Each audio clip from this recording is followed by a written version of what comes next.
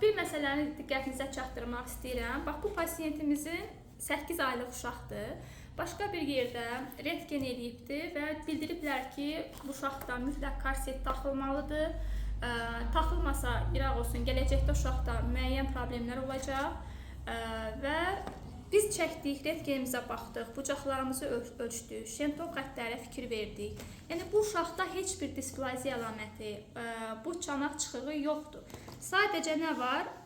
Bu sümüyünün başları, yəni şarik dediyimiz bir hissələr inkişaf eləməyibdir. Bu cür uşaqlara korset taxmaq qəti qadağandır. Yəni, korset taxıb daha da əzəlləri zəiflətmək, qan dövranı yavaşlatmaq işimizə yaramır. Bizə lazımdır ki, bu sümüyünün başı inkişaf eləsin.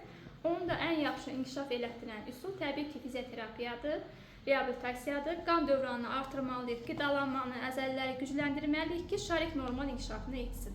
Yəni, əziz valideynlər, əgər sizdə də uşaqlarda sadəcə bu sümüyünün başı yoxdursa, buna görə korset taxmayın.